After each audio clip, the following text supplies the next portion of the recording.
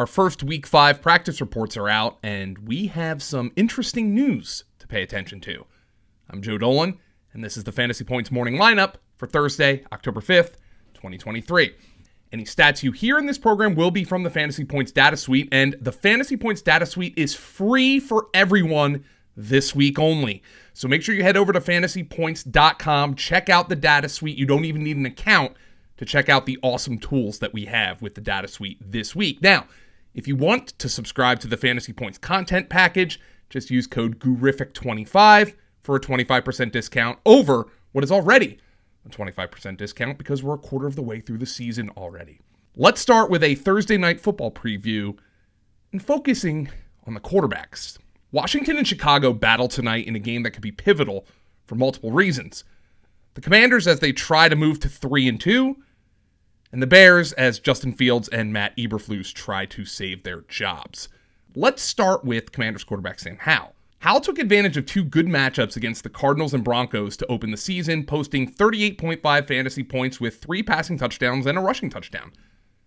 He came back to earth in week 3 with 4 interceptions against the Bills, but he bounced back in a big way with 19.6 fantasy points against the Eagles in week 4 in a great game plan from offensive coordinator Eric Bieniemy that saw Howell get the ball out of his hands quickly. He's somebody who's going to get sacked a lot. The Eagles still sacked him 5 times, and he's on pace to be sacked over 100 times this year. But there is something about Howell that is easy to like when you watch him play. He added 6 carries for 40 yards against the Eagles, and as I mentioned before, already has a rushing touchdown this year. So he's somebody I'm starting with some level of confidence this week, especially if I need a replacement for Justin Herbert. I'd start him over a hobbled Joe Burrow, regardless of what Burrow says about his health status, without hesitation in a great matchup against the Bears. Now let's go to Fields. Last week might well have been his best game as a Bear, at least as a passer. It was his first NFL 300-yard game through the air. But not only did it come against the worst defense in the league, that being Denver, he also lost a fumble 6 and threw a game-ending interception. Fields looked like a completely defeated man at the end of that contest, and I could feel the what more can go wrong mentality that he has just by looking at his face. And remember, that was against the league's worst defense, maybe excluding the Bears themselves. The Bears significantly increased, though, the usage of Fields' strength in play action last week against the Broncos, but this dead-to-rights coaching staff might not scheme up some longer-to-develop plays against an actual NFL pass rush, which the Commanders have. Washington generates pressure at the 5th highest rate over expectation this year, and that's not good news for a quarterback who has constantly run into sacks in his NFL career. Fields led the NFL with 17 sacks charted as his fault in 2022, and he's been to blame for 3 more so far in 2023. Let's go out to Los Angeles for some updates on the Rams. 3 of the Rams' 4 key fantasy players, quarterback Matthew Stafford, running back Kyron Williams, and wide receiver Cooper Kupp, are on the injury report. Stafford and Williams have hip injuries, while Kupp obviously has missed the first 4 games of the season with a hamstring injury. But there are differing updates on each player. First, on Stafford, Coach Sean McVay says, quote, he's as tough as it gets, and Stafford was a full participant in Wednesday practice, so he'll play Sunday versus Philly. Now, per Sarah Barshop of ESPN, McVay said Williams did not practice Wednesday, but the coach indicated that it was precautionary as he deals with a hip injury. As for Kupp, he's officially listed as limited, but McVay said, per Gary Klein of the LA Times, quote, he's not going to be limited. I mean, so that just read as like Ron Burgundy just reading off the damn injury report. Little Ron Burgundy joke from Sean McVay. I'm Ron Burgundy? So McVay confirmed Kupp would go through a full practice as his 21-day return window has been activated. We'll have to learn more about his status later in the week. I'll update you on Saturday, but there seems to be a chance Kupp plays this week. As for that influence on Puka Nacua, who would still have the record for most receptions in a player's first 5 games, even if he doesn't catch one this weekend against the Eagles, I am convinced McVay will find a way for Kupp and Nacua to coexist for as long as Kupp is healthy. I would not be selling high on Puka Nacua, though, given that we don't know just how healthy Kupp is or if he'll aggravate this injury. Now, let's go to Indy for a big update on Jonathan Taylor. The star running back returned to a full practice on Wednesday from the PUP list as he returns from off-season ankle surgery. But will he play for the Colts ever again? Per Stephen Holder of ESPN, though, quote, things between Jonathan Taylor and the Colts are vastly improved. Holder said Taylor is in a, quote, much better headspace right now.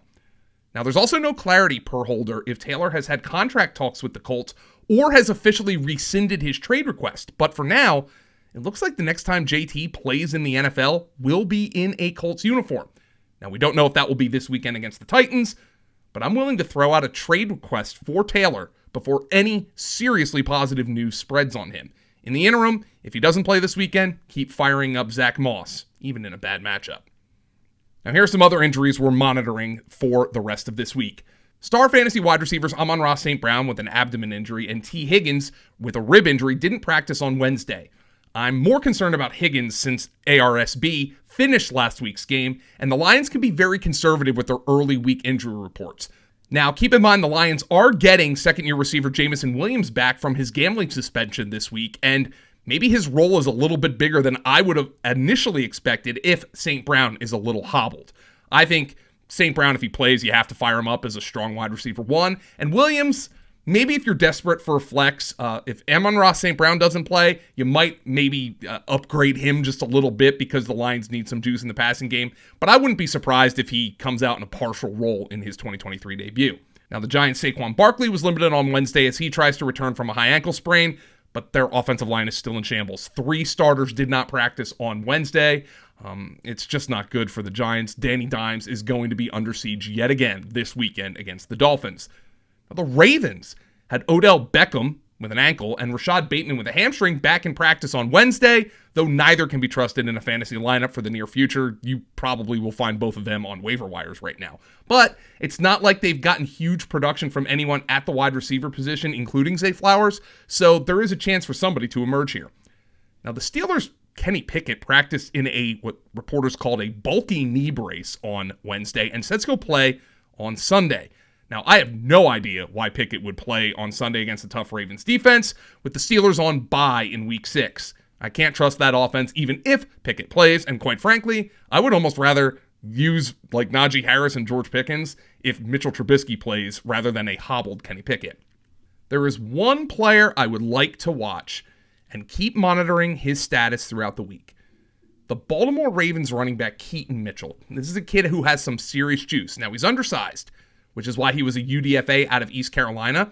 But he started the year on IR with a shoulder injury, but still impressed so much that the Ravens decided to keep him around.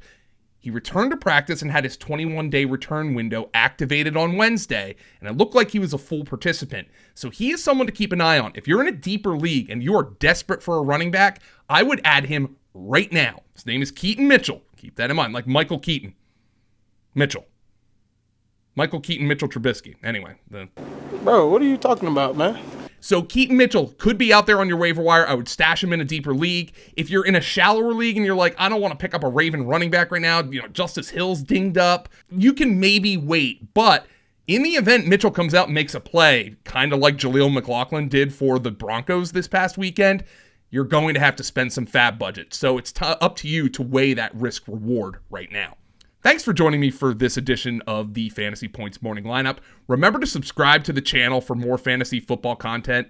Absolutely blast the like button and comment if you enjoyed this video. Catch me over at fantasypoints.com using code GURIFIC25, and remember to check out the Fantasy Points Data Suite, which is 100% free for the rest of Week 5.